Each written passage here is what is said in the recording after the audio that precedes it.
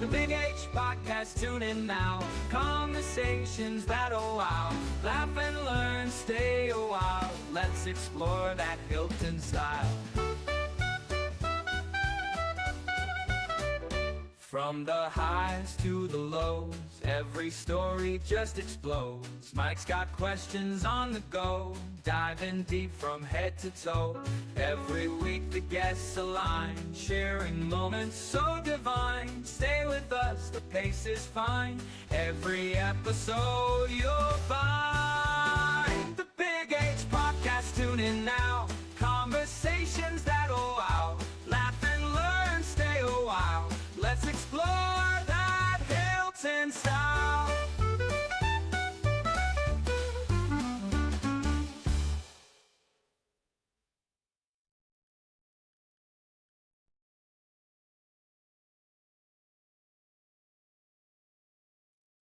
Hello and welcome to the Big Age Podcast. My name is Mike Heise, and joining me today is Parma Hilton Historical Society President, Mr. John Foster, and all the way from Arizona is former kindergarten teacher Marianne O'Brien. Marianne, it's great to have you with us. Thank you, Mike. Okay. And we're going to title this Ode to O'Brien, and it's going to be under the umbrella of the Foster focus. So with that in mind, I'm going to be along for the ride, asking stuff throughout and just having a good old listen to Marianne, and I'm going to turn it over to John. John? Thanks, Mike. Mrs. O'Brien, nice to see your face. We've only met over the telephone. You were the kindergarten teacher for my lifelong friend, Tom Croft. And Tom, knowing I was involved with the Historical Society, suggested that I might want to talk to you because he had found you on Facebook. His kindergarten teacher was still around, which was amazing. I'm still here. So let's start at the beginning, I guess. I know you're from New York City, from the Bronx originally, right? Could you repeat that, please, John? Yeah, you originally come from New York City, is that right? Yes, I was born in the Bronx. I'm a Bronx girl. And, they can't take the Bronx out of the girl. And so I've been known to be kind of assertive and outspoken, Really? And everybody will tell you that. And so it's one of my trademarks. Actually, your reputation amongst the kindergarten first grade set was that you were a great teacher to have because you were so sweet and kind to everyone. Tom loved you. Tom Croft. I don't know if you can hear me well or not. Not too well, John. Yes, I apologize. That's all right. Tell us how you came to Hilton. How did I come to Hilton? Yes. Okay, here we go. I didn't want to come to Hilton. I wanted to stay in New York. I wanted to go to Fashion Institute of Technology, but my dad wanted me to be a teacher. In those days, you could be a teacher, a nurse, or a secretary. That's what they thought women should do. And my father was in the clothing industry. He was a woolen buyer, and he knew how hard it was to break into that industry. And he thought, you have to be really good. I used to sketch in little notepads, I guess he was right. So I came to Brockport in 1952 after I graduated from high school. And I loved the small town right away. And my dad had said to me, if you don't like it, you can come back and apply for Fashion Institute of Technology. Well, I went to summer school. I did the accelerated plan, 4 years and 3. And I loved it. And I never decided to go back. I met a local boy, got married the same year I graduated from college. And I stayed in Brockport for 45 years. Amazing. Tell us about how you met your husband. Well, that was interesting. I worked at a lot of places in Brockport to earn my keep. My room cost me $5 a week. And the lady provided the sheets, the towels, the soap. Can you imagine $5 a week? But even that was, for having, being away from home and making my own way through, I had to earn some money. I worked at the local hospital. I worked at a food store, not a food store, a restaurant on Main Street called the Campus. And I did other odd jobs. I house cleaned for the registrar of the college and whatever I could do. And in the meantime, my cousin was dating a gentleman, and he and his family invited me to come to the cottage up at, I'm forgetting where it was, but anyway, they had a cottage on the lake, and I got to meet all his relatives. And Oh, one of them was his Aunt Louise, and another was Aunt Ruth. And so I got to know all the family, the cousins, and by the dozens. They had a big family. And they talked about this fellow, Ron, who was over in Korea. And then when one evening, I was at the local bar, as what college kids would do. sure. And it was called the Landmark Hotel. I don't know if you ever heard of the Landmark. No, I haven't, but It was right on the canal, right next to where the post office is in Brockport. And it was a beautiful brick building. And they had a bar and then a middle room and then a back room where you could dance. And it was a hanging out place for the townspeople as well as the college kids.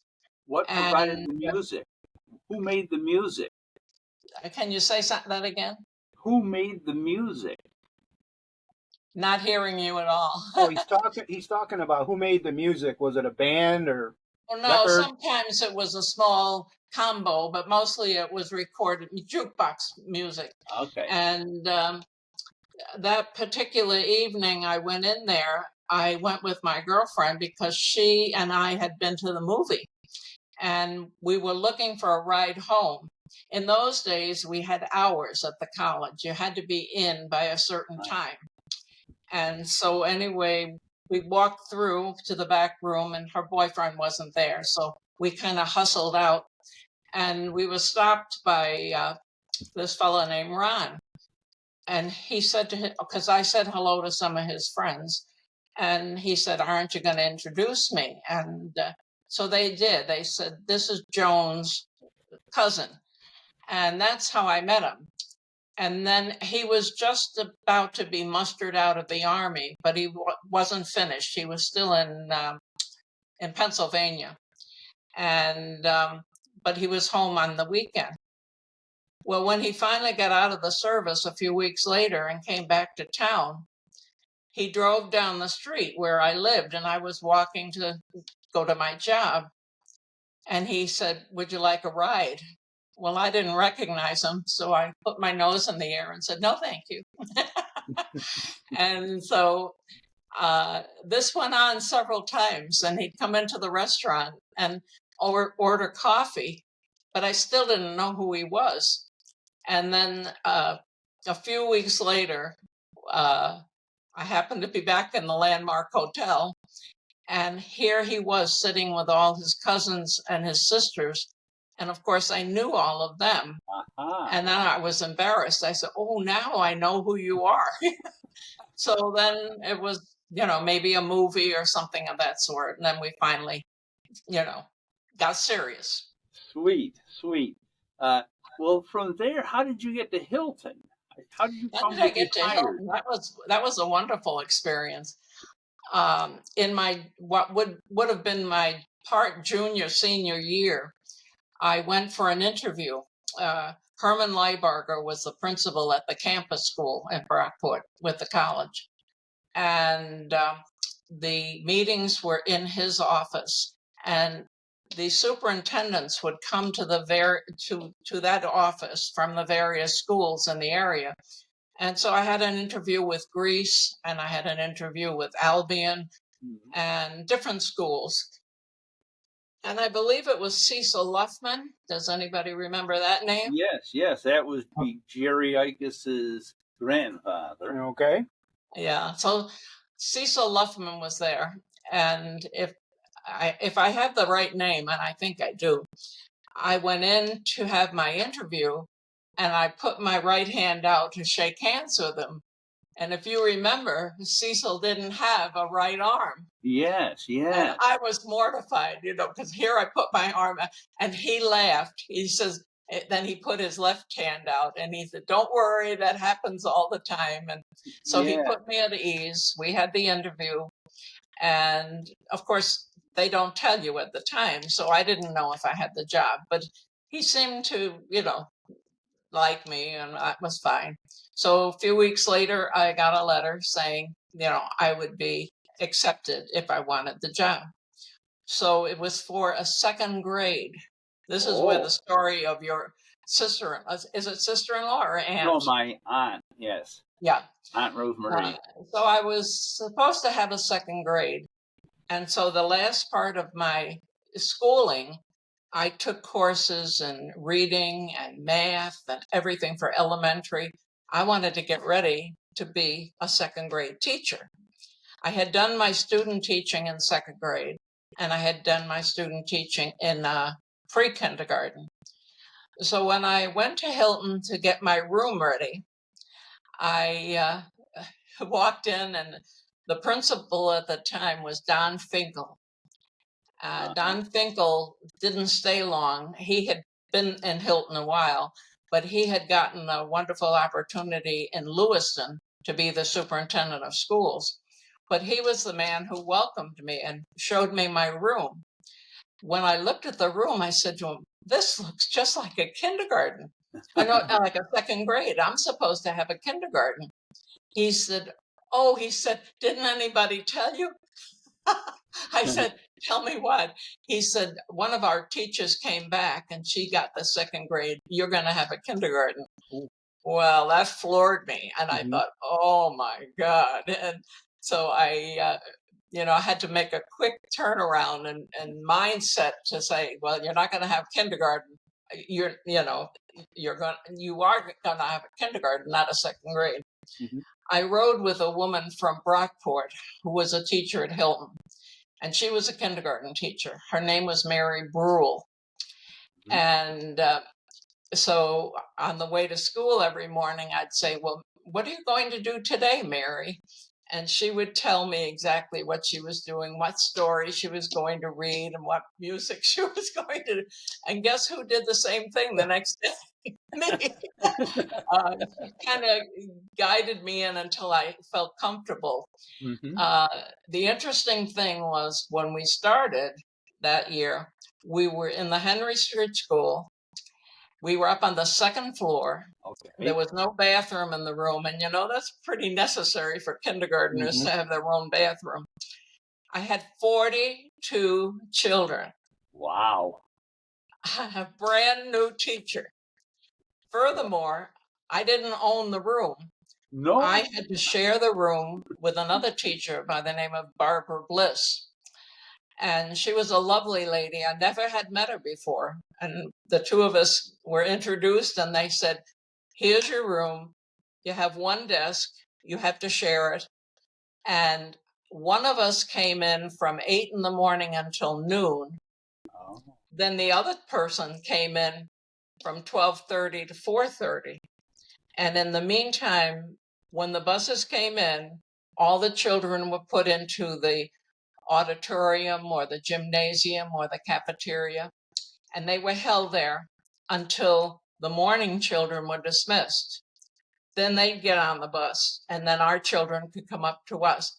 It was lovely. They called it curtail sessions. And it didn't mean that the teachers only worked part-time. We had to be there. If we were morning people, we had to stay a couple hours in the afternoon. And we did our planning in the teacher's room or the cafeteria or the library, wherever we could find a quiet place. So that went on for the whole year until Hazel Jenkins School was built. And then we moved over to Hazel Jenkins, and it wasn't even completed. There were windows in the hallway that hadn't been put in yet. And I remember there was a rectangular space next to a door, and I used to take a shortcut and hop through it because there was no glass, you know. And then one day I went to hop through it, and I left my whole family in the glass. So that was a wide awakening. Yeah. So anyway, That would have been it was an experience. Yeah, that would have been 1956 then, the second year at Hazel. Well, I started teaching in 55, and we moved into Hazel Jenkins in 56. You're right. Tell us about some of the teachers that you knew from that time period, or administrators. Again, I have to ask you to repeat. He was asking talk about some of your colleagues or even administrators from that time. From that time, I had wonderful colleagues. I taught with a lady named Lillian Seeger. She was Lillian Kaye, and her husband passed away, and she married a man named Chet Seeger, and they had a farm. He dealt with cattle and things. And I taught with Mary Brule, who lived around the corner from me and took me to school. And who was the other one? There were four of us. Oh, Barbara Bliss. Barbara Bliss only taught there a few years because she was married and became Barbara Cayley. She worked with us for a while longer, and then she moved to Canada because her husband got a wonderful job in Canada. I taught with Jean Brown, Jerry Cobb. I don't know if you know that name. I do. Lori Birch. I have some of the names of some of the people I taught with because I thought you might ask me that. Yeah. Natalie Barry. Do you want to know just the kindergarten teachers, or? Well, I know Jerry Cobb because I know her daughter Tara Strauss quite well. Talk about what Jerry Cobb was like. What was like? What like? Yeah. Talk about a little bit about how Jerry Cobb was like in her teaching and what she was like as a. Oh, Jerry Cobb was wonderful. Yeah, Jerry was wonderful. The most I remember about Jerry was the fact that she had Tara, her oldest daughter, and then she wanted so much to have more children, and she adopted Marcy. And I believe Marcy was from, I don't know if it was Korea or where she was, but I know she was Asian. And then she adopted her son. And I remember the day that one of the adoption agencies had called, and the secretary came up, and we were on the playground. And she told her, she was Stella Whitman, and she was all excited. And she said, "Oh, Jerry, the agency is calling, and you have to go and pick up the baby today." Wow. And it was one of those quick deals. So we divided up her class and watched her class, and she took off. And the next thing, she had Marcy. And that was exciting. Yeah, it was a fun time. She was a very good teacher, very enthusiastic. I don't know if you knew about Lillian Seeger and her relationship with Hazel Jenkins. Do you know who Hazel Jenkins was? Tell us. Okay. Well, I had never heard of Hazel Jenkins, and I didn't know who the school was named after. And Lillian had a very sad thing happen to her and her family. Her son was away at college, and his name wasn't Seeger. His name was Kay. I think it was Richard. And one day his roommate called and asked her if he was at home with them. And she said, "No, isn't he at college?" And he said, "No, we haven't seen him." And so right away they got excited and upset, and they started trying to investigate. Where was he? No one knew where he was. He disappeared. They didn't know where he was for years, a couple of Oh, years man. at least. Really? Well, over at the high school, there was a teacher named Hazel Jenkins. I don't know if she was teaching then or had retired, but she had been, I think, in the high school. And she knew Richard very well as a student, and she was very concerned. And on her own, she was doing her own investigation. And she was getting in touch with different agencies and places of work where he might be interested in applying for a job, because she knew the kinds of things he was interested in. And lo and behold, she sent his information to various places, and they found him. And the one day I was coming down the hall after school, and her Lillian's door was open. And all of a sudden I saw her put her hands up to her face, and she was crying. And so I went in and said, "Oh, what's the matter?" And there was another woman sitting there, and she said, this is Hazel Jenkins, and she found my son. And it was, quite a heartwarming experience for all of us. But it was amazing that that teacher did that on her own at Hazel Jenkins.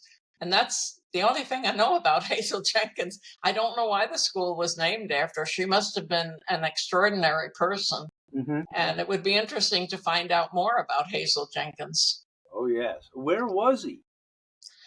I don't remember, but he was miles and miles away. He might have been in Texas or someplace. He was far away. And they seemed to feel that he had amnesia. He really didn't remember how he got there or anything. And he was working. He had a job. Yeah. Wow, what a story. Yeah, he had made a new life for himself over there. Well, Hazel Jenkins was legendary for those acts of kindness with people in trouble, let's say.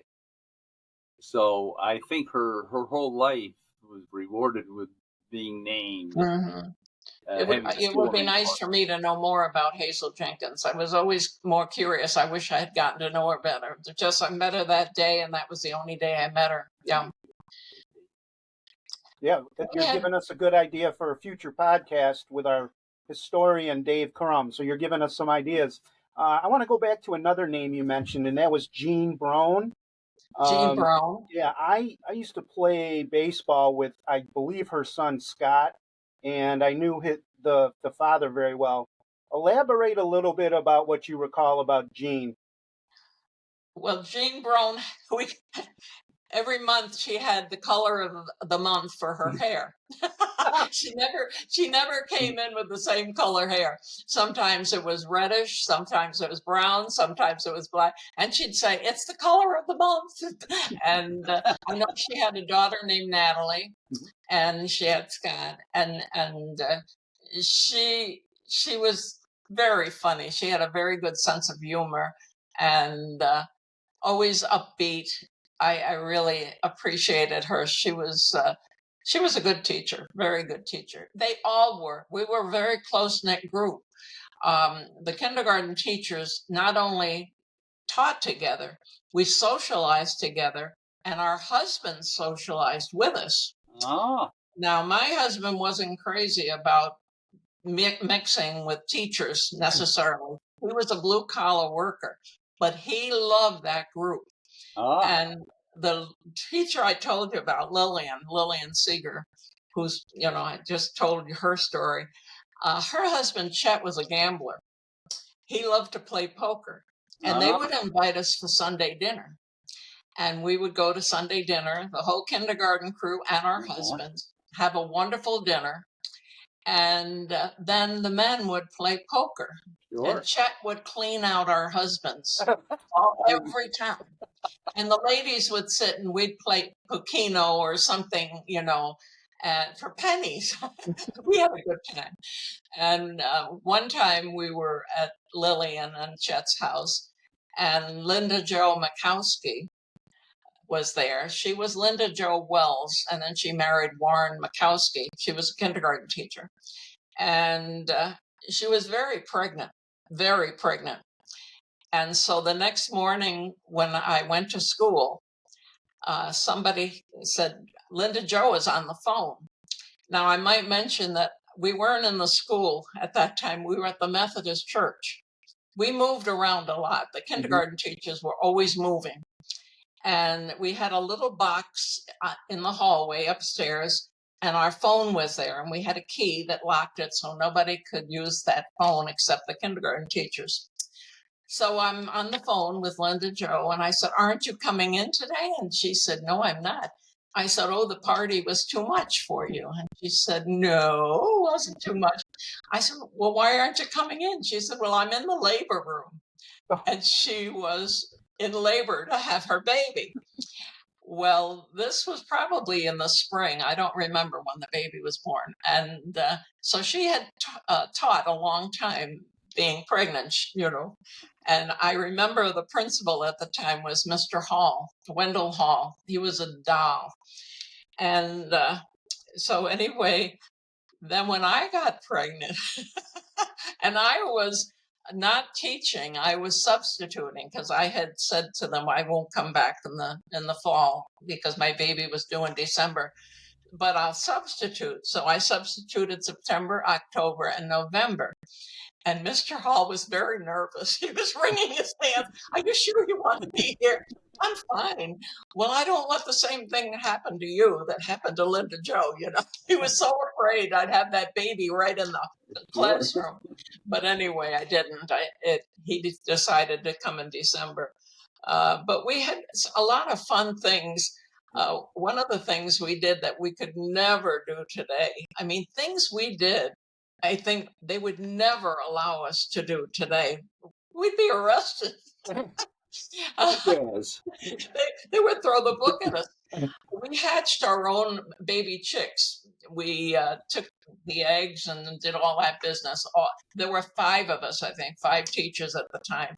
It would vary. Sometimes there were 6 kindergarten teachers, sometimes there were 8, and then there were 5. It depended. When we split sessions, then there were just 5 teachers. And so we had the baby chicks, and we had these big tins that they use on the farm, and we had all the scratch stuff in it. And we had food for them and all, and they were adorable when they were little. They kept getting bigger, bigger. They were hopping out of the thing, and we were thinking, oh, can't keep them much longer. But we all had painted their tails with a different color, so we knew whose was whose. And every Friday, now get this, we would put them in my storeroom, and we had a heating light on in the storeroom full of construction paper. Can you imagine the firemen? They would have had a throat. We never thought a thing of it. And I'd turn the thermostat up in my room, and it would be so nice and warm for these people. Sure. But then it came to the point where, and then every Monday we had to dole them out back to the same, to the people they belonged to, so the kids would know whose was whose. And then finally we said, we can't keep them anymore. So Lillian Seeger took them to her farm, which was a perfect solution. Lovely. They had a beautiful home. But then Lillian would come in on a Monday morning and she would say, we had the best chicken dinner yesterday. Oh.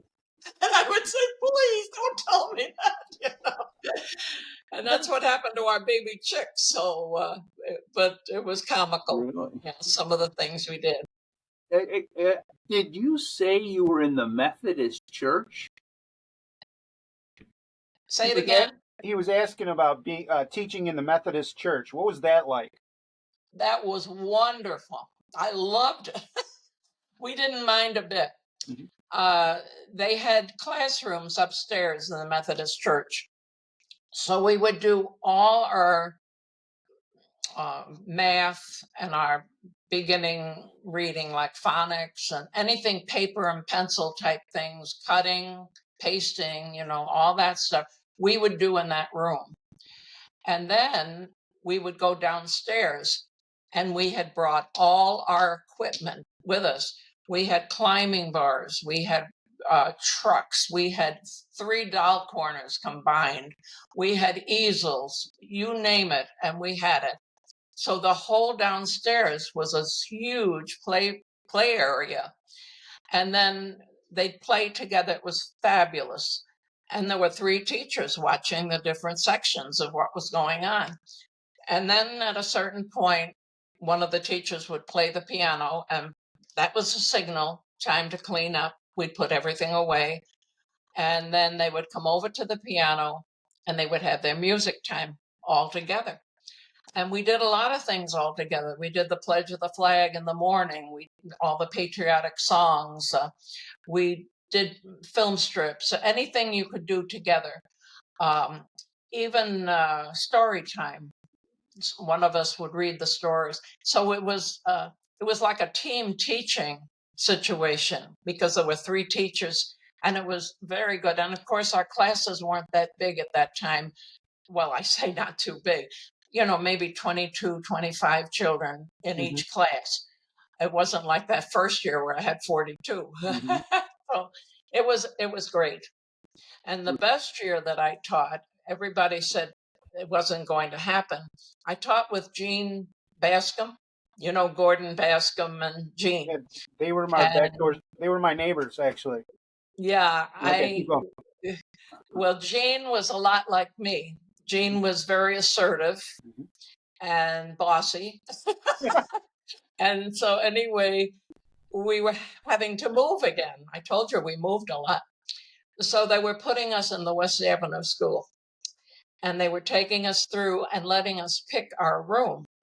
Well, those rooms were made for junior high kids. Those were not big rooms. How are you going to put a big climbing thing in there and wooden blocks and all that stuff? And I'm thinking, oh, this isn't going to work. I'm not going to like this. So they took us down to the art room. What would have been the art room? And it was the size of about 3 rooms together. And it had a great big storage room for papers and things. And they had 2 sinks. So, when little kids are painting and all, they need sinks to wash up with everything. And so anyway, they said, somebody can have this room, but you'll have to have 2 in this room. You'll have to share a room. So I said, well, I'll share a room. And Gene Bascom said, I'll share it with you. And so driving home that day, I had a whole carpool from Brockport. And they said, are you kidding me? You 2 will kill each other before the year is over. This will never work. Well, guess what? It was perfect. It worked beautifully. Wow. And one of us took the math, one of us took the, and when we'd finished, they'd flip over and go.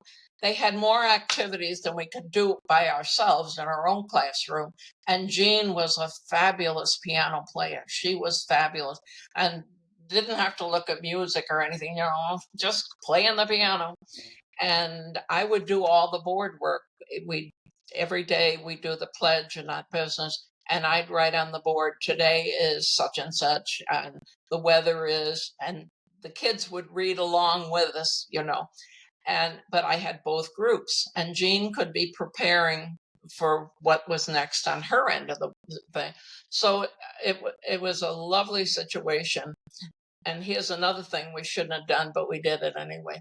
When the year was over, we shook hands, we hugged each other. Jean ran home and got a bottle of champagne. The 2 of us sat there, and they said it couldn't be done, but we did it, Sure. And it was great. And so I have good memories of that, and I also have good memories of the blizzard that we had, and we couldn't get out. Yeah, we had if I'm going on too much, just stop me. Well, anyway, we had the blizzard, and we were in a teacher's meeting at the high school, and we couldn't see that the blizzard was happening because there were no windows in there. And when we came out to move our cars at lunchtime, Oh, there was so much snow. Some of them couldn't get out of the parking lot. And one of our teachers, Irene Worthman, she had a little accident right in the parking lot. But we went back to our school, which was Hazel Jenkins. We were back home for a little while.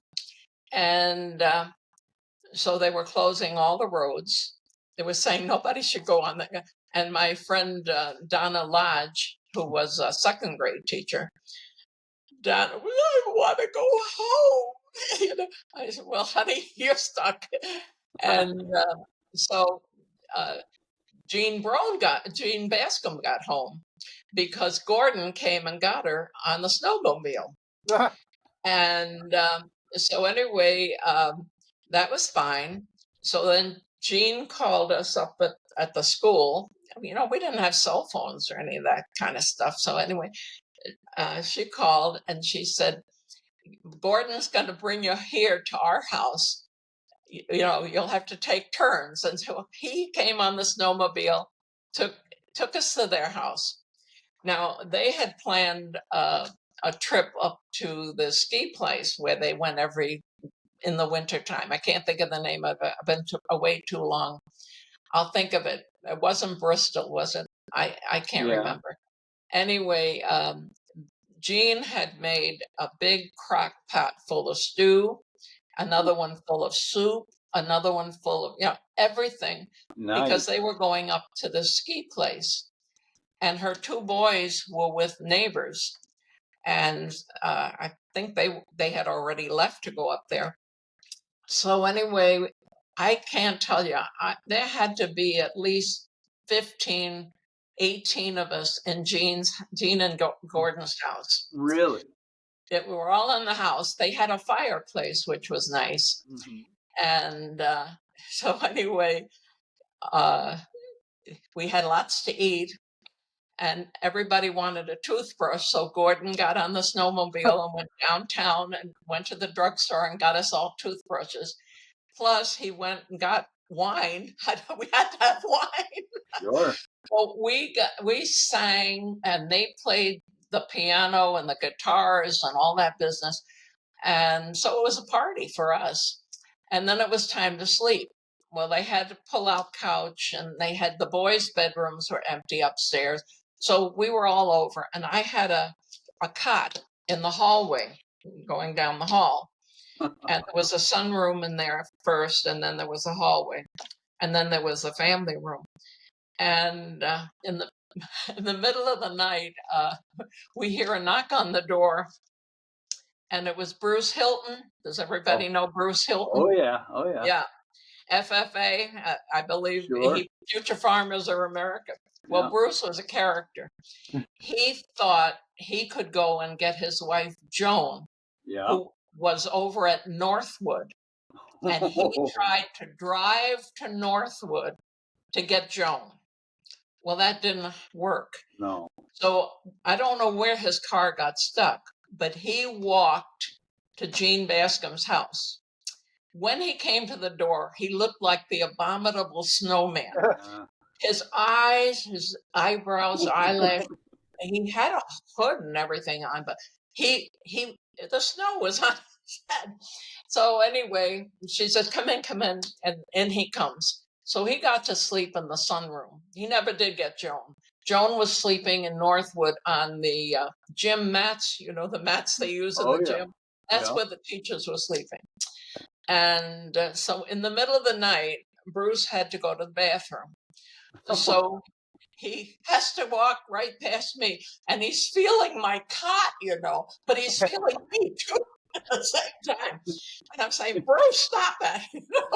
And so anyway, he used to love to tell everybody he slept with Mrs. O'Brien during the and so I let him think that. And years later, Bruce and Joan moved to Hilton, or not to Hilton, they lived in Hilton. The Hiltons lived in Hilton.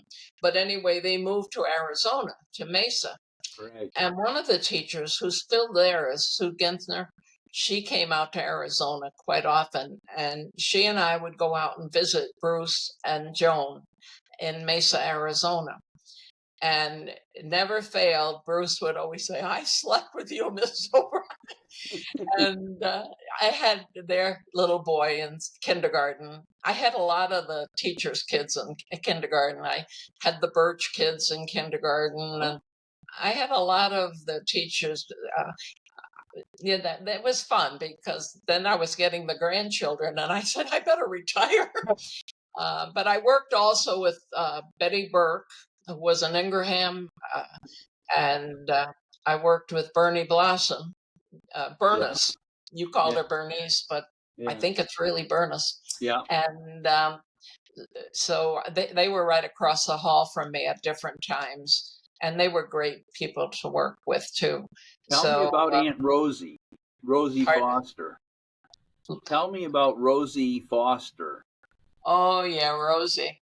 Um, well, when I first met her, I said, "You've got my classroom." That's the first thing I said. "You got my classroom." So she laughed, and but we got along very well. Um, I'm trying to think. Remember, I told you I had John, Jon. Was that her grandson? Yes. Yeah, that was her grandson. Um, there were quite a few of the Fosters that I knew. Anyway, she had second grade that I was supposed to have, and Betty McCluskey had first, Yeah. and I had the kindergarten, of course. And we were doing a developmental math program, and it was called Cuisinart rods. I don't know if you ever heard of those, Mike. I know And them. Yep, I do. yeah, the kids would do math by measuring these little rods and things. And so, because it was experimental at that time, I would start it off in kindergarten. And then those same children went on to first grade with Betty McCluskey. And then in first grade. And then in second grade, they went on again. So those children were a very close-knit group because they had been together for 3 years, And Rosie had them at the end in second grade. And they used them for quite a few years, but then they went by the wayside like lots of things, They put them in the curriculum and next, trying something new. And Right. I really enjoyed those because they were a good teaching device. Do you remember Joe Tolhurst? Ah, Joe. Yes, he was a gym teacher, but he was not in my building. He was in the high school. Always, I see. Oh, Yeah, yeah. okay. Some of the people I worked with were that I haven't mentioned. Do you remember the name Hazen, Roberta Hazen? Yes, Mrs. Hazen, Yeah, of course. and Ernestine Sigler. Yes, Mrs. She is Sigler. her daughter, Anne, Yes. married Tom Berger. Correct. Yeah, that was Ernie. And then there was Doris Swagel, and her husband was Maury. Yep, knew them well. They had moved to Florida, and I believe they're still there. And then there was Betty Burke and Phyllis D. Hay. Phyllis D. Hay was third grade teacher, and June Burke, and then Doris Spear. Oh, yes. If that Mrs. name's Spear, familiar. yeah. Peg Markham.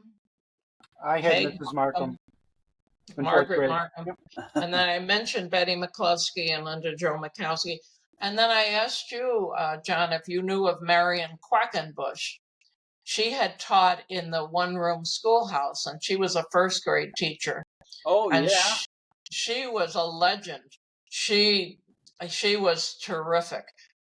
Of course, she taught every grade in the country school. And then she was a first grade teacher.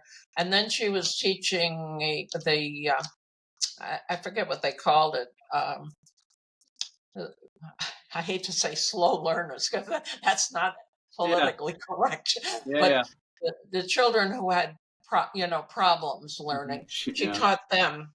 And then we had a teacher named Camille Quinn, and she was from Brockport. And Betty Lou Dietrich, she was Luther Dietrich's wife. Yes, I know Betty Lou. I know her. Yeah, the family was the Farr family. Yeah. Mrs. Farr was my room mother at one time. Her sister. And then I should mention, we didn't consider the custodians beneath us or anything of that sort. We had Betty LeDoux, Jean Hand, and Bob Ingraham. Yeah. And they were just like family to us. They were just like, they were the staff. And I think I told you, John, how on Fridays, every other Friday, we got paid. And the principal would come and hand us our check. And then right behind him would come Betty LeDoux and Jean Hand, and we'd give them our checks. We'd, endorse them. They would go down and cash our checks and bring us our money. Whoever heard us? They could have skipped town, right? But they helped us with everything. They helped us when we made soup. They were in there. They were not sweeping the floors. They were helping the kids cut food and vegetables and everything. And when we went to the zoo on a field trip, we took the school truck loaded with orange drink, loaded with hot dogs and buns. Ooh, the mothers would bring salads and all that kind of stuff, desserts. Nowadays, I don't even think they let you eat food from anybody's kitchen. You have to buy it in the store. But this was all homemade stuff. So they would leave the school, and they had the principal's permission. So nobody was there to clean up throw-ups or the principal would have to do it. And so, or the nurse, or the poor thing.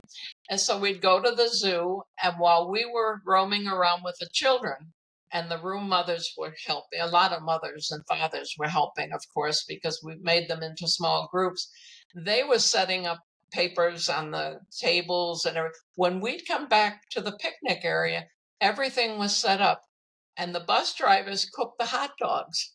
So between the custodians and the bus drivers, boy, we were a team, let me tell you. Yeah.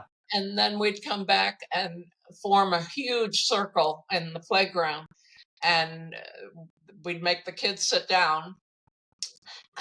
Now today, I think they call it, they don't call it Indian style. We'd say sit down like an Indian, cross your legs like an Indian. Right. You're not allowed to say that anymore. Right. That's not politically correct either. Now, I forget how my daughter-in-law says it. My daughter-in-law's a teacher too. I don't know. But anyway, they say something different, but it's the same thing. And we throw all these peanuts out in the middle of the circle. And we'd say, "Are you ready?" And they'd say, "Yeah." And we'd say, "Are you sure you're ready?" "Oh, yeah." "You really sure you're ready?" And then we'd say, "Ready, set, go." And they all had their little bags. And so they had the peanut hunch. And then they'd have to get on the bus with all those peanuts, and the bus drivers would shake their heads because they'd be shucking peanuts on the bus. But it was great because we had the cooperation of the custodians, and we had to have the principal's cooperation.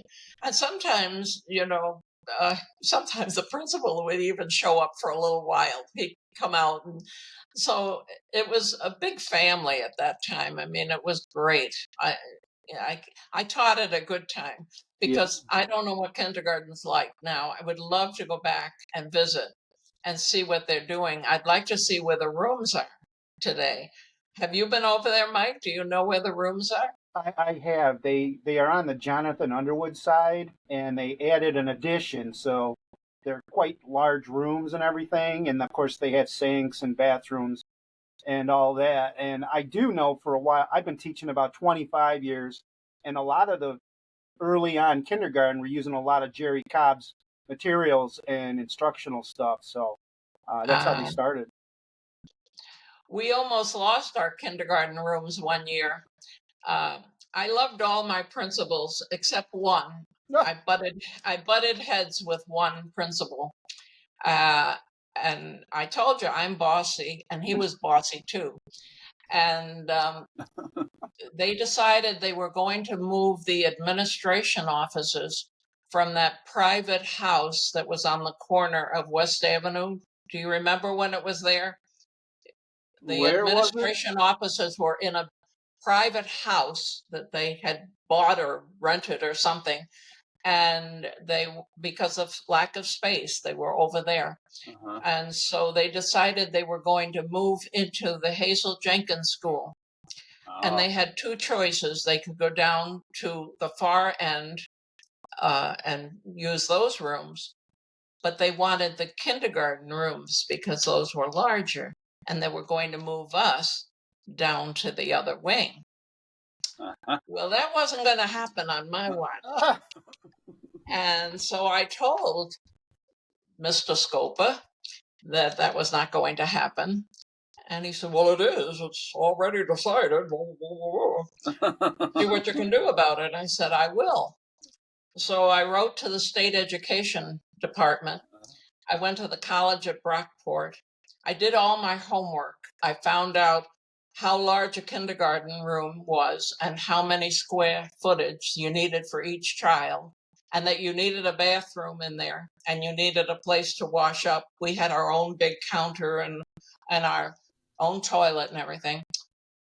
And so anyway, I was on the agenda at the board meeting one night, and I told my teachers, I said, they all better be there, K through fourth grade or whatever it was. Oh. And so they were. I had a good turnout, and the board talked about this and that and the other, and we were the last ones on the agenda.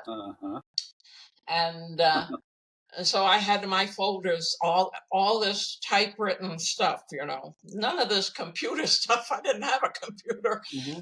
I had to do it all by hand and whatever. And so I took those folders and I slapped them on the table in front of each person, every board member, and even Mr. Felch. Do you remember Mr. Felch? He was our superintendent. Yeah.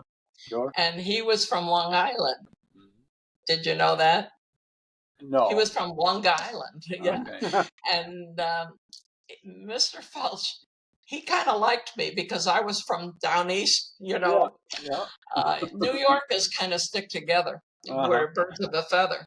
Yeah. And so anyway, then I stood up at the podium and I gave my presentation and I told them this, that, and the other. And so anyway, when I finished, I said, any questions? And he said to me, I didn't know all that. I didn't know they. Of course we won't take your kindergartners. Well, you should have seen the look on somebody's face. Oh, I know what you're talking boy, about. was he mad. Oh. He was mad. So we kept our kindergarten rooms from that time on, until I left anyway. I know when I left, Jack Frawley got my kindergarten room. What year was that? I don't know where the kindergarten went after that. Yeah, the kindergarten rooms now are actually sixth grade rooms, and they closed off the bathrooms now, and those are basically storage closets. But they like them because they're so large for the bigger kids. I don't know. Yeah, I'd love to go and see them, if I ever get back up there. I was there last summer, and Janet Labori, she was a teacher there too. She took me around, and I was amazed to see how the schools were joined and it looked so different. I never even recognized it from the outside. So it was nice to see. Yes, we could have you give us all a tour. I'd like to have a tour, yeah. Yeah. And I sent Mike a picture of me with the 4 children. I don't know if you recognize that picture. It's supposed to be hanging in the Hazel Jenkins wing. I guess the Wall of Honor. Yeah, I was going to tell you that. I walk by that picture every day when I take my students to lunch. And there's the wall, and then I see your picture, and I believe there's 4 students in front of you. So, yes, you are still represented. You don't have to bow down, Mike. You don't have to bow down when you pass that picture. But I'll tell you, 2 of the children are morning children from a morning class, and 2 were from the afternoon. And the children were Amanda Turpin and Alicia Whaley. And then one of the boys is Darren Lapone, and he went on to do great things. He was at Berkeley. I mean, he's a brain, And his mother and father ran the dry cleaning place down in Hilton, I believe. That he was a tailor. His father was, if I'm not mistaken. And now he's back in our area, and he's working in Rochester. He's a big-time professor, Darren Lapone. Okay. Yeah, Mars Yeah, was his he'd be a son. great person to talk to. Okay, good. Yeah, Darren Lapone. And the other boy in the picture was Christopher Manning. And then I guess he left Hilton, and I thought he went to Brockport. I don't know what happened. We lost track of him.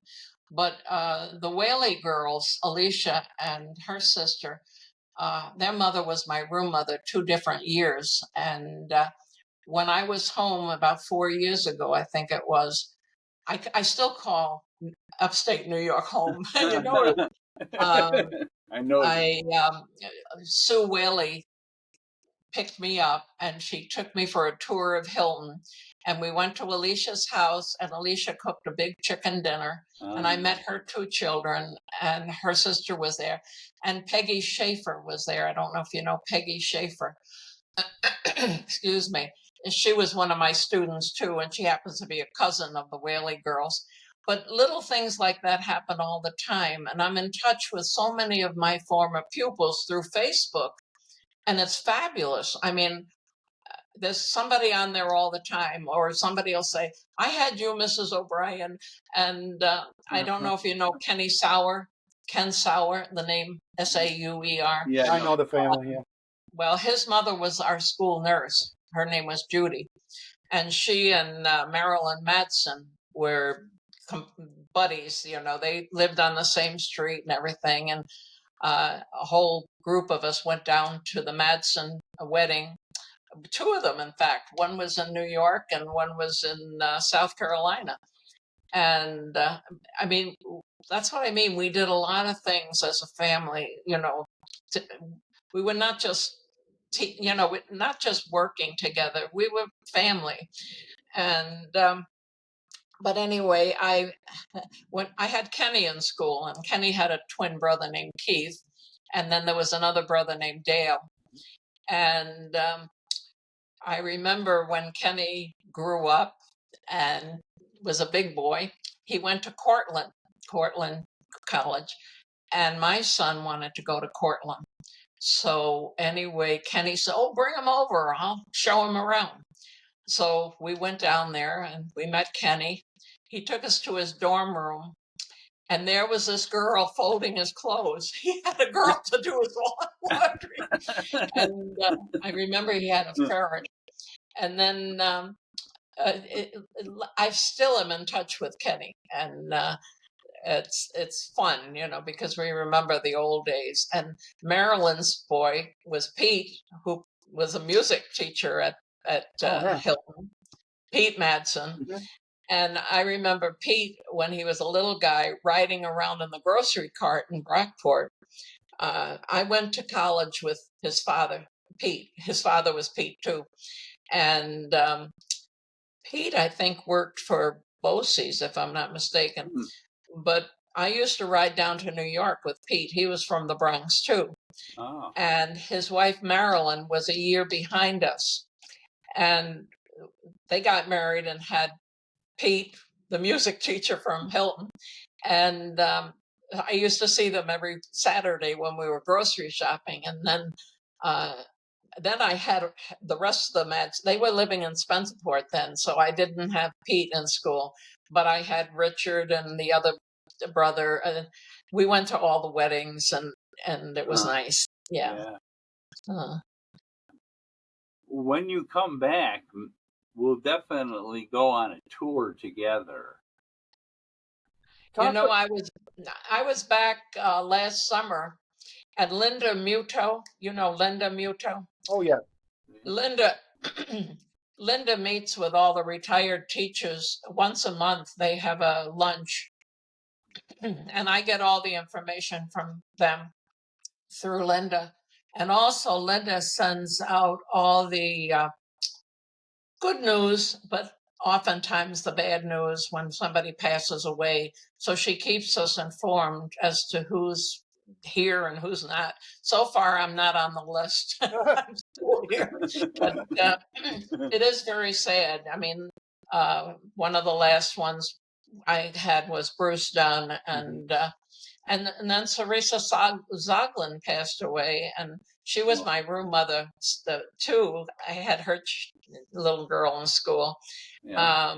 And Dr. Zoglin Mhm. was my doctor, not her husband, but her son, Benson. Yeah. What happened was when my doctor retired, Dr. Sansuzi retired in Brockport, Uh-huh. and I called Sarisa up and I said, Sarisa, I need a doctor.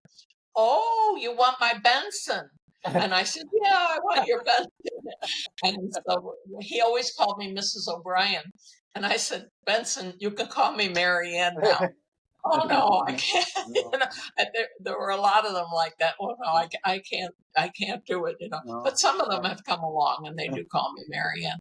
But you know, it's great when I think back of all the old times and all the people, you know, that I've known. And I was looking over some of the names. Like I said, I didn't even finish my list, but anyway, it doesn't matter. There was so many good ones on that list, you know, good people. And I had a carpool, not me, we had a carpool in Brockport. And sometimes there were 6 of us because, you know, we didn't have the consoles in the front seat of the car. We could fit 3 in the front seat. And it was funny because they made a book for me when I retired. And everybody did a page in this little scrapbook. And my friend Donna Lodge, she didn't do it because she's not this good. I mean, I'll tell you right now, her husband, John, did the most wonderful illustration. He had the big car with 6 of us in the car. It was the Brockport carpool.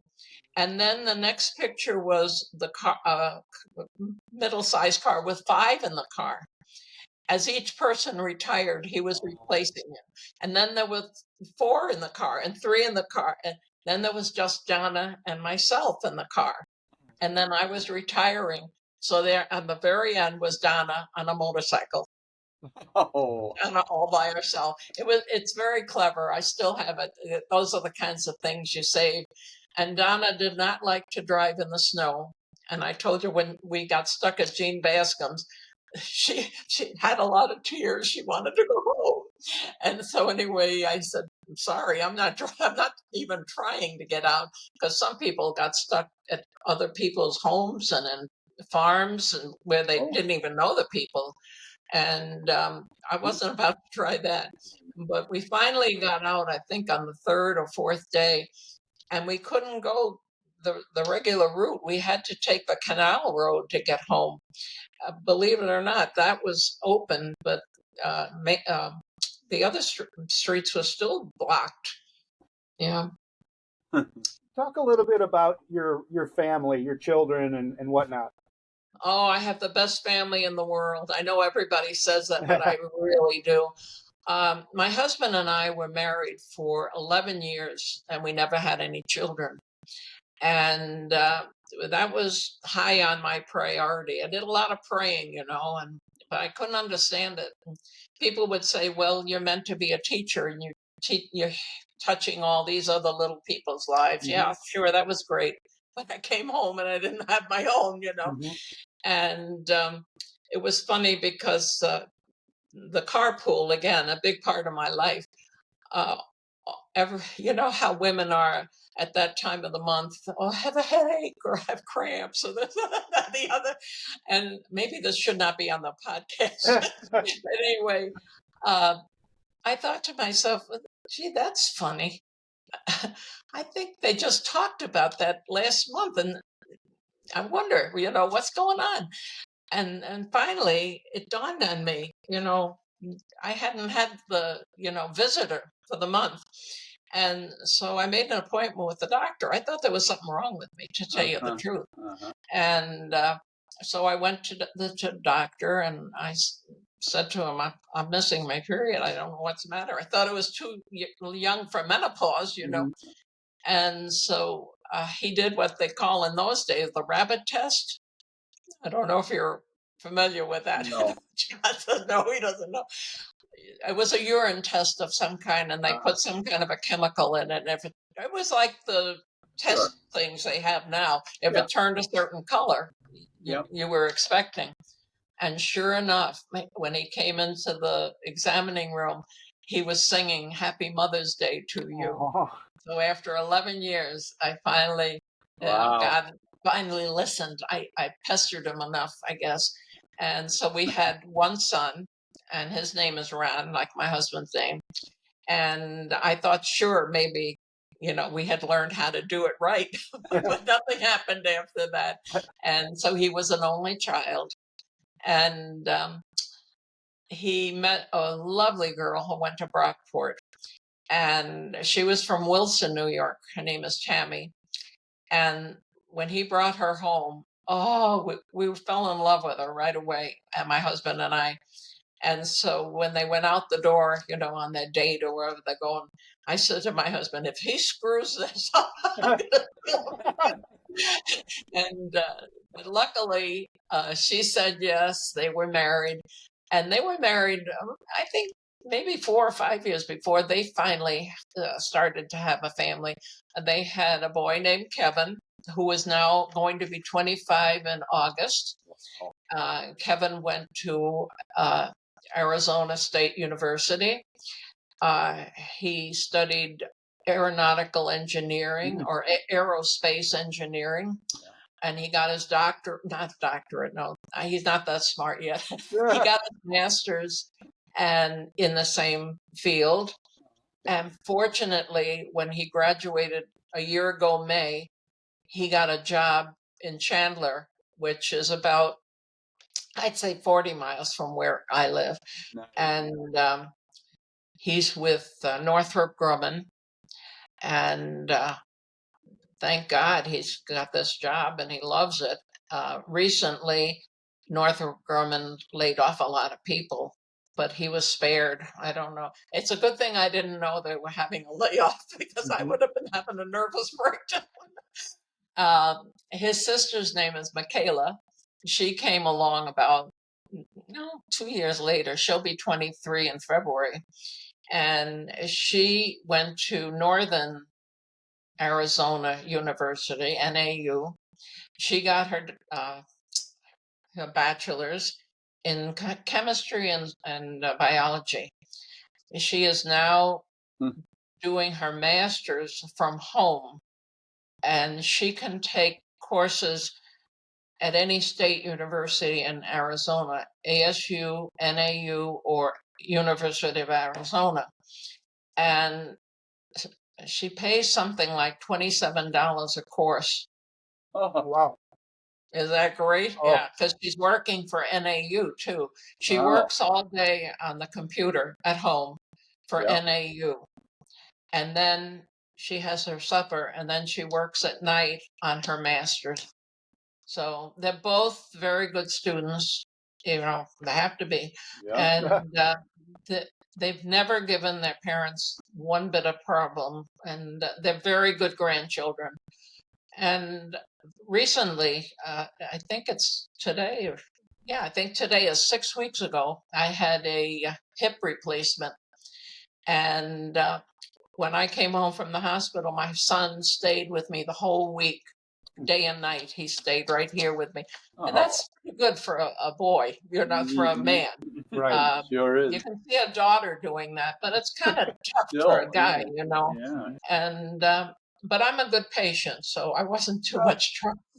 But every night his wife would bring a home cooked meal, and we'd sit around the table eating. So I'm sure that's part of the reason I recuperated so well. If I was here by myself, I could have managed probably, but it was great to have all that help. They're good people, Yeah. And her mother lives here where I live, in a place called Pebble Creek. Look it up, Google it. It's an adult retirement golf course community. And when I moved in, there was just one side, and it was called the Eagle's Nest side. And now on the other side of the road, there's a Tuscany side. I'm telling you, it's huge. And we have 2 clubhouses. We have, I think, 5 pools. 4 of them are outdoor pools, and one's an indoor pool. We have restaurants in both clubhouses, all kinds of meeting rooms. There's tennis and bocce and Wii bowling and all kinds of card games going on in those rooms all the time. We have lifelong learning, which I was a part of that for quite a few years. Um, uh, that's a great program. Every Monday morning at 9:00, people can go. We have a theater, so they go to the theater and they listen to speakers. We've had authors. We've had people high up in the service. We've had Secret Service people. Wow. It's always an interesting topic going on. There's all kinds of activities at this activity center. They have watercolor and oil painting, and they have quilting, they have woodworking. Um, they have a gift shop where you can show what you've done. A lot of them do homemade knitting or crafts of some kind, and you can purchase things there. It's a regular little gift shop. If you get bored here, it's your own fault. Yeah, if I have played golf here since I came, I played on a 9-holers ladies league, and just this last year I had to give it up because of the hip, too much pain and stress on the hip. I'm hoping to go back to it. I'm going to try chipping and putting, not right away because it's 116 degrees here. I'll wait till it cools off. And I'm on a bocce team. I play bocce every Friday. And I'm on a Wii bowling team. I'm the captain of Wii bowling. We have a very big ballroom in one of the clubhouses, and we have 20 television sets set up all around the ballroom, 20 of them. And on each television set, we have a Wii bowling set. And so we have 6 people on each team. So there's 12 people on each television. And we actually have a bowling banquet at prizes. It's just like bowling. And now they have, this was funny. Cornhole. They decided they're going to play cornhole. So once a week in the ballroom, they have, if the ballroom's not being used for dancers or something, there's always a dance or a party or something. But they have these cornhole things across from each other. And I think there were 15 of them along the ballroom. And again, but there were 4 on a team.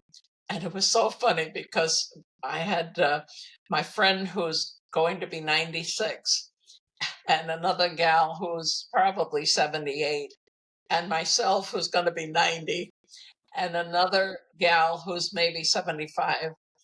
We were a team. And when 2 of my friends would throw the whatever you call it, and it would hit the middle of the floor. It didn't even make it to the cornhole. My other friend Joanne and I, we could get it on the board, and we got it in the hole a few times. But I remember everybody was such a good sport, and they were trying to help us. And they said, "You coming back, aren't you?" We said, "No." I was exhausted by the time I finished. It's very exerting, let me tell you the truth. Yeah. So anyway, it's a fun place to live, and I'm only 5 miles away from my son and daughter-in-law. And Michaela's still home, but Kevin isn't, and he calls every week on Sunday. And then lots of weekends he has off on Friday. He works like a 4-day week every other week. Pretty lucky.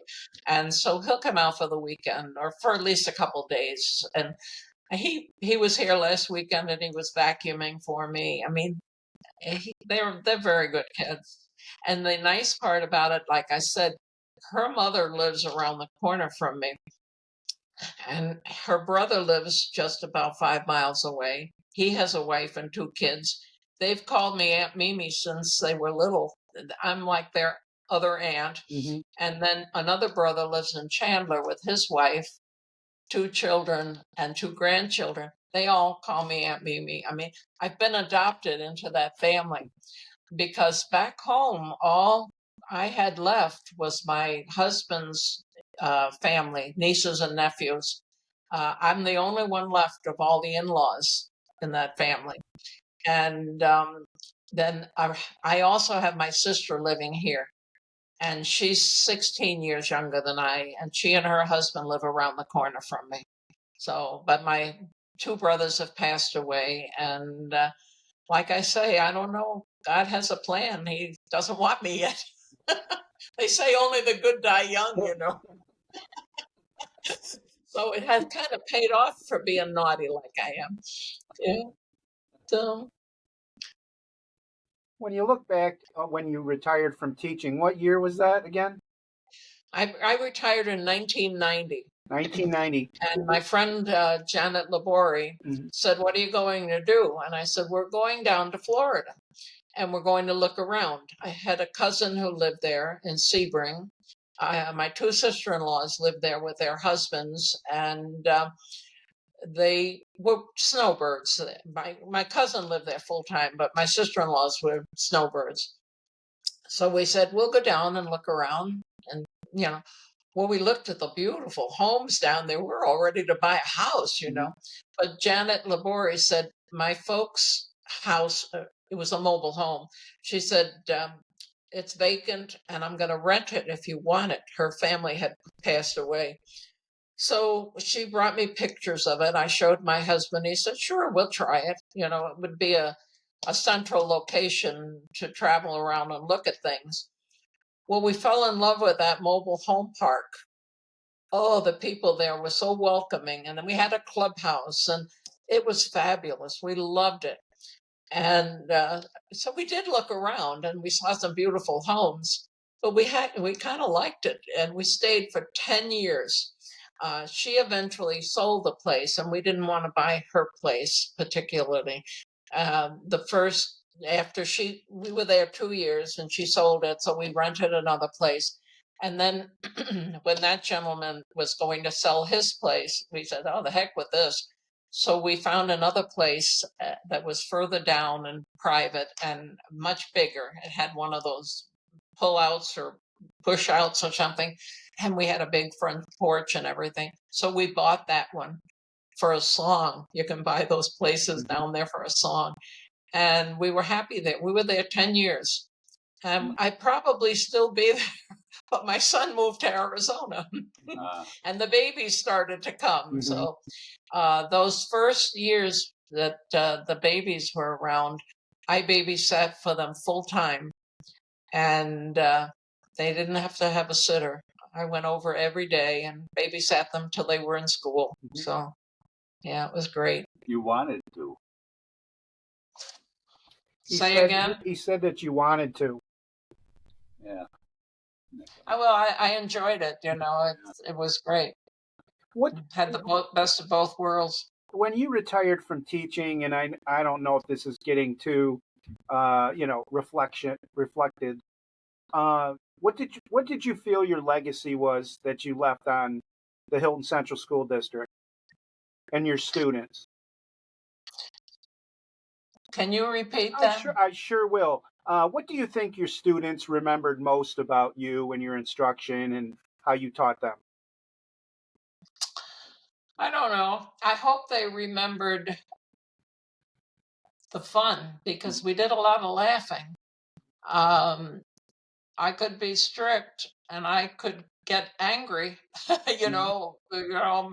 my foot down, but after something was over, it was over.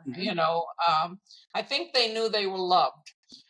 And they were loved because, like I say, I had none of my own, and boy, I poured all my love into that. I held them on my lap. You can't do that anymore. I hugged them. I understand you can't do that either. There were lots of, they would kiss me goodbye and stuff like that. I felt that we showed affection both ways. I knew those kids loved me. And it was interesting, and I don't think you get this too much in the high schools, but the mothers would say, do you know that child calls me Mrs. O'Brien? And I would say, don't worry about it. They call me mommy. Right. And that was true, you know. And when they'd come up and they'd say, mommy, and then they go, oh, you know, that's okay. You call me mommy. But I think I hope they remember the fun things, and I hope they learn something. I think they did. When they turn out to be as successful as some of them have, I have a lot of them who were teachers. Chuck Partridge was in my class, and he was teacher of the year. Mm-hmm. And the day I was teacher of the year, I think that was in 1997, I think. No, it couldn't have been. I first try it. 1987. Mm-hmm. I was teacher of the year, and I got up and did my spiel, you know, and I didn't expect it, of course, so I had nothing prepared. And then I said something about the faculty and what a great staff it was. And I said, as I look around and see, and there were a lot of them that I had taught, and they were teachers. And I said, and there's little Chucky Partridge. Well, he was little Chucky Partridge for a long time after that. Everybody would kid him, you know. So Linda Muto arranged for me to go to dinner when I was home a year ago. I can't think of the name of the fella. He has that restaurant on the Ridge for years. Anyway, it's senior moment. It's my age. Anyway, I have a picture of him kissing me because I knew him from way back. He's an old Italian fella, and Chuck Partridge's pictures are in the front lobby. Does anybody know where I mean? Yeah, I think it's Red Fideli's Brookhouse. That's it, Red Fideli's. We had a party at Red Fideli's, and as many teachers as could come were there. All my kindergarten crew was there. Patty Frawley and Jerry Cobb, a lot of them. Plus, there was Alicia Whaley, who was my former student, and she became a teacher. And she had her little girl with her, who's 5 years old, or she was then. And she looked just like Alicia at the time. Mary Farr was there, Mary Tillabine. Yeah. And who else? Chuck Partridge.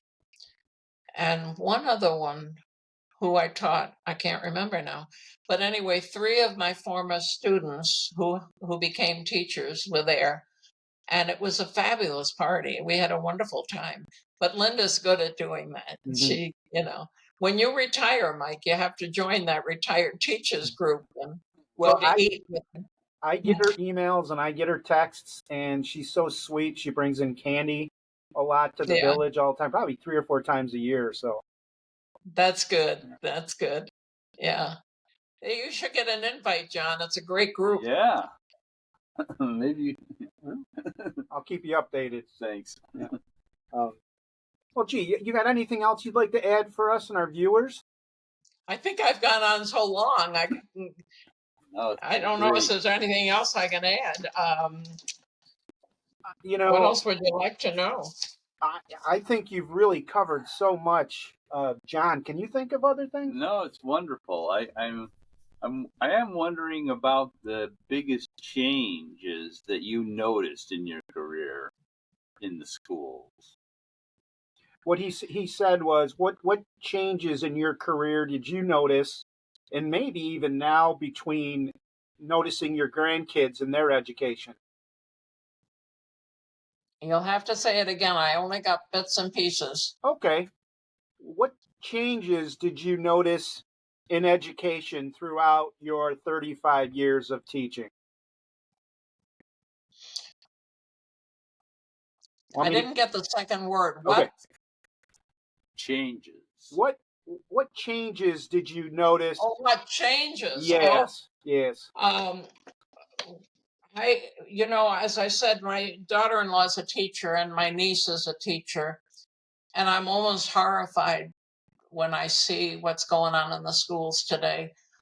I don't think the parents are cooperating anymore. I don't know about Hilton. Hilton was different, perhaps. I love the fact that Hilton was rural. lot of farm people, good Christian people. That doesn't matter, Mm-hmm. religious people, let's put it that way. Um, it was different kind of setup in those days. Nowadays, the parents don't make sure they do homework. The attendance is not good. The kids come if they want to, or they don't. I think COVID had something to do with them, being at home and, supposedly studying online. But there's no respect from what I understand. Um, my niece had an awful run in with one student, and this was a fourth or fifth grade, I can't remember. And that student just about drove her crazy, and Mm-hmm. she tried everything. I mean, the kid has problems, Mm-hmm. but she couldn't get cooperation from the principal, and the parent would not admit the child had any problems, and I just don't see it being the way it was. In my day, if the teacher said you did something wrong, you got punished at home as Mm-hmm. well as Right. in school.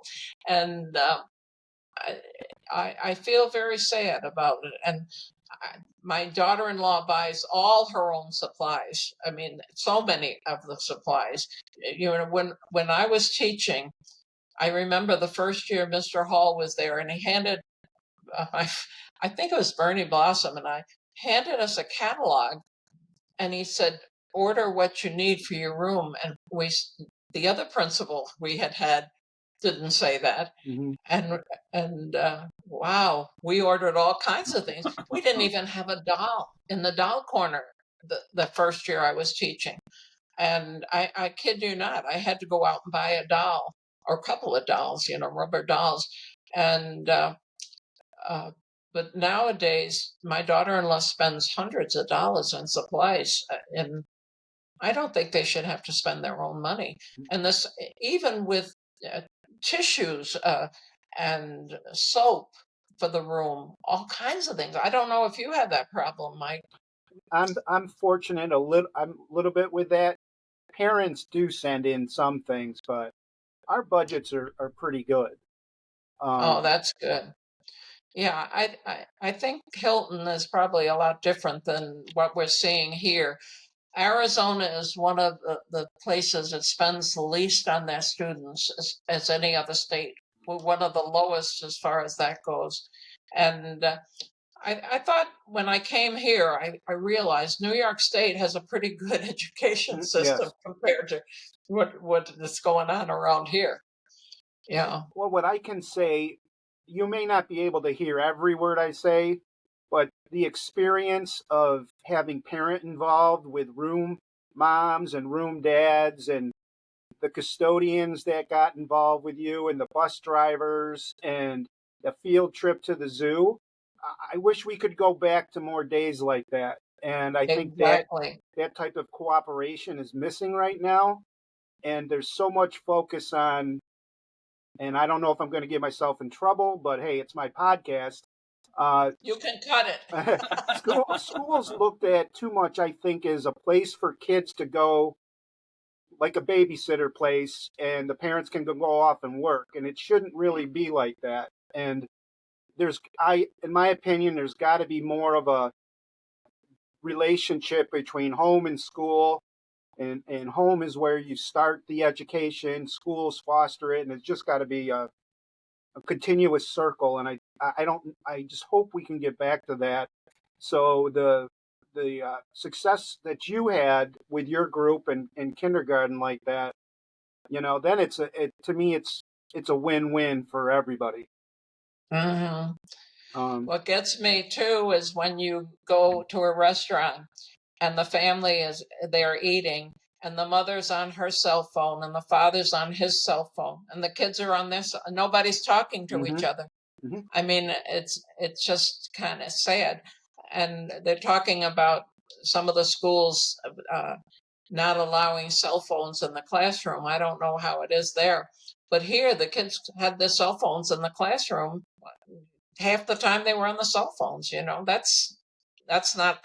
And then the parents say, well, we have to be able to get in touch with them if we need them. call the school office. Mm-hmm. The office. What did we used to do in the old days if there was an emergency? Mm-hmm. They'd call the school office. So it's a different generation, of course, and I'm old-fashioned. Well, I've learned a lot from you, and all I knew before this was the Teacher of the Year picture on that hallway that I pass every day with my students. And you've mentioned a lot of names that I started my career with, like Donna Lodge, and I knew Gene Bascom, of course, and all this others. And that's one of the things I like doing podcasts with people like yourself, is it makes me connect with people that have been out there and in the village, and you've of course taken your life to Arizona, and it's just, you've given me more names to research and look up, and I just learned so much. How about you, John? Yes. Thank you, Mrs. O'Brien. This has been fun. I didn't let you get a word in edgewise, did I? My son said, well, what are they going to talk about? I said, I don't know. I guess they're going to ask me some questions. And he says, well, they don't have to worry about you. You're never run out of words. Well, which is true. I have a wife that she says to me, your podcasts are great when you let the other people talk and you don't say a word. So she's going to really... That's not true. I saw your podcast with Nancy Whalahan. Yeah. I had Nancy in school. Oh, you did? Yeah. Chuck Partridge is on one of them, too. You go watch Chuck's, Little Chuck. Little Chuck Partridge is on one, too. Yeah, so, I didn't see Chuck's. Yeah, no, I'd love to see Chuck's.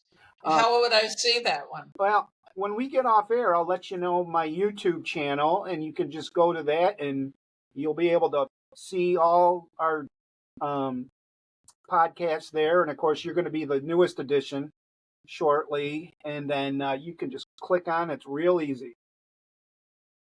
I saw another lady on a podcast with you, but I think she might live in Las Vegas. I didn't know the lady. Okay. It might have been, I did a podcast with a woman that she actually lives in, she's a professor at Duke, and she was really good too. She's on the Academic Hall of Fame. It might have been you. Otherwise, I think you're the longest distance person I've had on here. So. Wow. Okay. What can I tell you? Well, listen, it's been great. This has been Mike Heise on the Big H Podcast with Marianne O'Brien. And join us next time for the Foster Focus. And have a good night. Marianne, don't say goodbye.